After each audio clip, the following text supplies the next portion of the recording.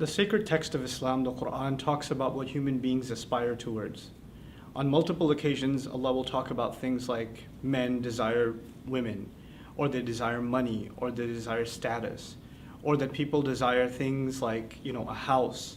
So people work towards these things because they have strong urges towards them. Even today, young people might want to finish a degree, or might want to get ahead in their career, or might want to start a relationship that they're longing for. All of these things are always going to be there. They've always been there. There's a modern manifestation of them today, and there's an older, pre-modern manifestation of them before.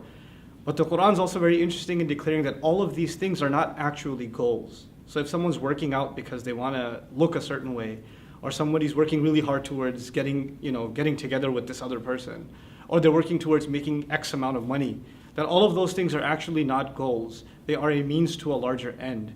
And that end, dictates all of these minor milestones that we achieve in life. That this life is actually not about acquiring physical things or, physical pleasures even. This life is about attaining purpose. And purpose is found when you live not only to better yourself, but to better the things around you. And so Islam is about submitting yourself to the will of Allah, to the will of God, so that you can prepare yourself for eternal joy. And in doing so, you don't deny yourself the pleasures of this world. You still get to enjoy this life. The Quran says, وَجَعَلْنَا لَكُمْ فِيهَا مَعَايِشْ, which actually means we put in this world means for you to live well. So Islam certainly doesn't deny human beings the opportunity or even the right to live well in this world. But at the same time, every single moment they spend in this world, whether it's for their own enjoyment or they're working hard, should mean something more than just that fleeting moment. In other words, I don't live for the next movie. I don't live for the next game. I don't live for the next dollar that I'm going to earn. These things will come and they will go, but what will not go is my relationship with my Creator, something far superior and far more powerful. So Islam is really at the core of it asking you and me to find true purpose in our lives, and that purpose will be to find the one who made us and then see how he wants us to live our lives.